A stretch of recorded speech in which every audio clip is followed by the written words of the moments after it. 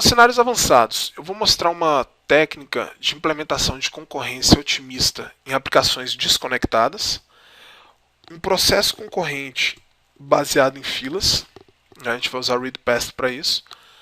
Uma coisa que eu já vi muito no fórum lá do MSD no TechNet é a questão de serialização de procedures. O que significa isso, né?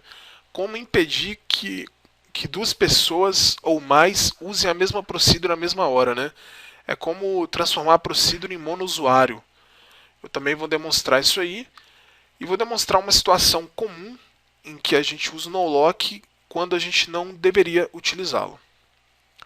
Então esses são os cenários avançados que a gente vai demonstrar aqui. A primeira técnica que eu vou demonstrar aqui é uma forma da gente fazer atualizações e evitar o problema das atualizações perdidas em situações onde as aplicações são desconectadas. Por exemplo, vamos supor que nós dois queremos dar uma oferta em um determinado produto. Então essa aplicação é via internet. Eu vou abrir o browser e você também na mesma hora. Nós dois vamos abrir o browser na mesma hora. Provavelmente, nós dois iremos fazer a mesma consulta sobre a tabela de produtos. Então você vai visualizar um valor de produto que vai ser igual ao mesmo valor do produto que eu vou visualizar. Eu posso dar uma oferta, você também pode dar uma oferta, e na hora que a gente submeter, é possível que, caso eu dê a oferta primeiro, a sua oferta sobrescreva a minha oferta, porque o seu update foi posterior, então ele pode apagar meu update. Isso não dá para controlar através dos níveis de isolamento padrão, porque a aplicação web ela é stateless, né? O protocolo HTTP ele é stateless, não é nem aplicação, protocolo. Então significa que quando a gente for recuperar os dados do produto, a gente vai fazer uma conexão ao banco de dados, vai recuperar o dado e vai encerrar a conexão. Quando a gente for submeter uma alteração, a gente vai atualizar o produto, submeteremos a alteração, só que aquilo lá é uma outra conexão no banco de dados, o que implica em uma segunda transação. Então não tem como a gente manter as duas operações na mesma transação, não numa aplicação web. Isso significa que a atualização perdida pode acontecer, no sentido de que dois recuperaram o mesmo dado, o que atualizou primeiro ele pode ter suas alterações perdidas. Eu vou mostrar aqui uma forma da gente evitar que isso aconteça. Primeiro vamos mostrar o problema. Nós temos aqui um usuário chamado Ademilda. Então vamos capturar os dados desse usuário. E nós temos aqui Ademilda usuário 1, Ademilda Becker, e o e-mail dela é ademilda.becker@hotmail.com. Essa primeira sessão ela pretende atualizar para ademildab@hotmail.com. Então, em vez de ser Ademilda Becker, ademildab@hotmail.com.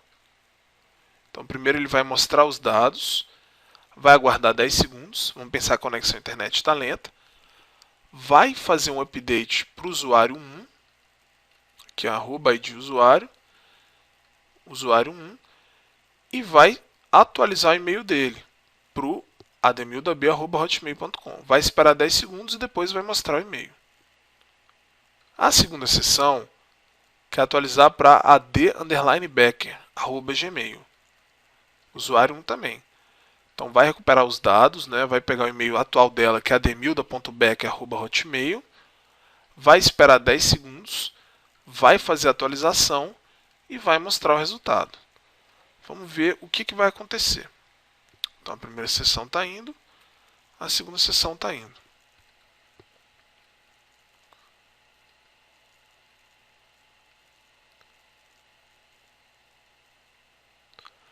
A segunda sessão ela concluiu.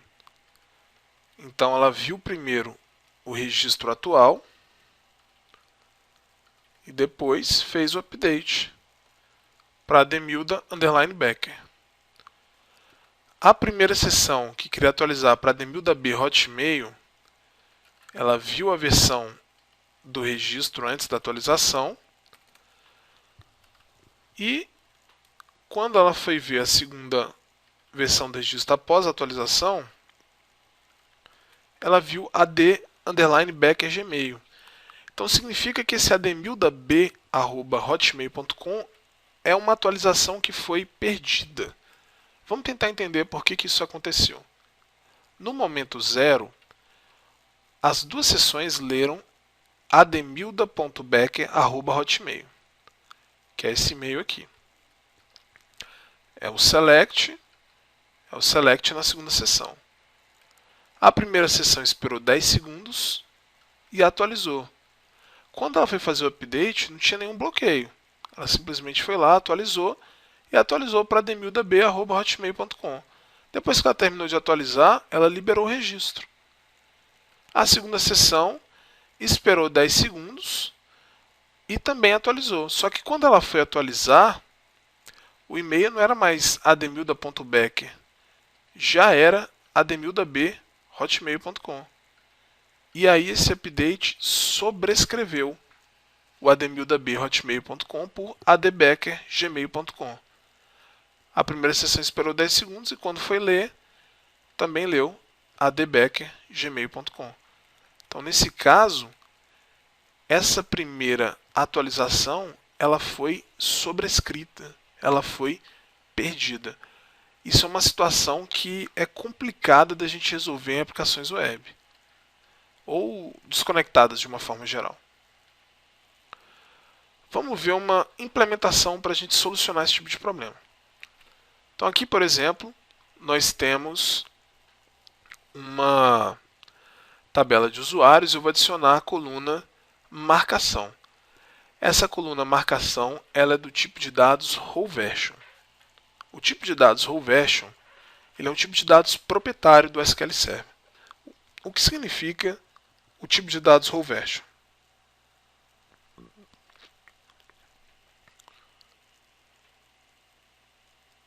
O tipo de dados row_version ele é um binário de comprimento de 8 bytes que ele é atualizado automaticamente, né? Embora seja um binário, ele é visualizado como um hexa.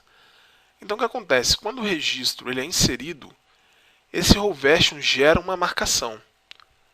Se eu fizer um update no registro, esse row_version vai gerar outra marcação. E a cada update que a gente vai fazendo no registro, ele vai mudando as marcações consecutivamente. Então vamos desfazer a alteração, né? Aqui eu vou voltar ao e-mail original e vamos entender um pouco como vai funcionar a lógica do row_version. Aqui eu vou declarar o ID do usuário, a marcação e o e-mail daquele usuário. Então vou setar o e-mail para ademildab@hotmail.com. Vou recuperar a marcação.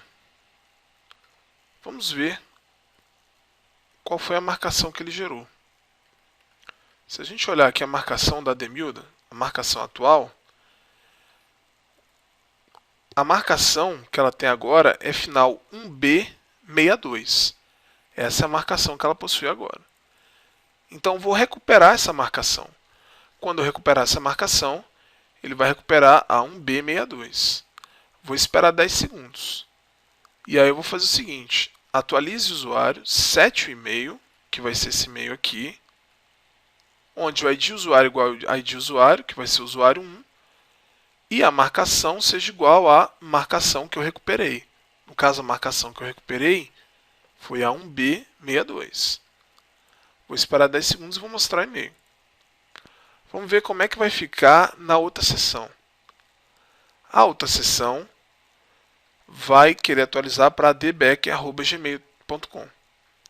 Quando ela recuperar a marcação, né, considerando que as duas vão começar na mesma hora, ela vai recuperar o número 1B62. Só que ela vai esperar 10 segundos. Quando ela chegar nesse update, esse outro update já vai ter acontecido, porque ele chegou um pouquinho primeiro, né? E aí, quando ele acontecer, ele vai mudar a marcação. Provavelmente a marcação não será mais 1B62. Então, quando esse update rodar, ele vai encontrar o usuário 1, mas ele não vai encontrar a mesma marcação que ele recuperou. E aí o row count vai ser igual a 0 e vai lançar um erro. Vamos ver se vai funcionar. Opa. É só daqui para baixo, né?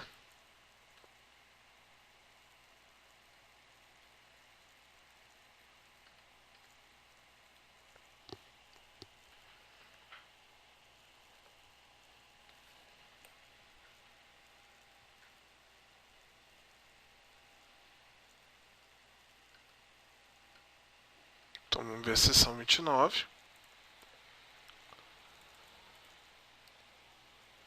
E de fato, ela retornou a Demilda B. Só que observem que a marcação foi para um B63. Já a seção 30 ela deu um erro. Vamos tentar entender por que ela deu este erro. A marcação anterior era um B62. Então aqui as duas seções recuperaram um B62. No momento em que essa primeira seção atualizou o e-mail para Demilda B Hotmail, ela procurou o cliente 1 e a marcação B62, que era a marcação que estava no registro. Quando o update concluiu, ele atualizou automaticamente a marcação para um B63. Esta requisição havia pego um B62 também. Só que quando ela foi atualizar, ela procurou o usuário 1 e a marcação B62.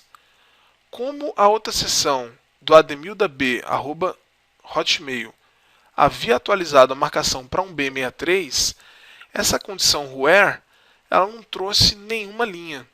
Então esse update não atualizou ninguém. Aqui a gente coloca um pequeno tratamento de erro dizendo o seguinte: se não houver nenhuma linha atualizada, eu lanço uma exceção. Então, no caso, se as duas pessoas estivessem tentando atualizar o mesmo e-mail na internet na mesma hora, a primeira pessoa que tentou atualizar conseguiria e a segunda pessoa receberia uma mensagem de erro. Não teríamos nessa situação o problema das atualizações perdidas, uma vez que a primeira sessão conseguiu fazer o update com êxito e a segunda sessão não conseguiu, mas também não teve seu update sobrescrito. O que a gente poderia fazer é mandar uma mensagem para a segunda sessão dizendo: seu update não pôde ser realizado porque o registro mudou, por favor consulte novamente. Aí quando essa pessoa fosse consultá-la, já veria o e-mail novo, pegaria uma nova versão, né, da coluna marcação e ela poderia submeter o registro. Esse tipo de lógica ele é muito utilizado em aplicações do tipo passagens aéreas, etc., onde várias pessoas acessam os mesmos registros na mesma hora, né? Então, por exemplo, eu tenho uma aplicação de passagem aérea e eu quero marcar a cadeira. Na hora que eu for marcar a cadeira, todo mundo vai ver a mesma visualização das cadeiras. Só que se eu não tomar nenhum cuidado, a primeira pessoa marca uma cadeira, a segunda pessoa marca a mesma cadeira que a primeira, e aí o update da primeira ele é sobrescrito, e isso aí vai dar um problema danado na hora de fazer o check-in. Então é comum esse tipo de aplicação em passagem aérea, né? Na hora que a gente vai tentar marcar uma cadeira, se naquele meio tempo alguém já marcou, quando a gente vai marcar a gente recebe uma mensagem dizendo que aquele assento não está mais disponível. É claro que por trás disso tudo tem um algoritmo muito parecido com esse aqui.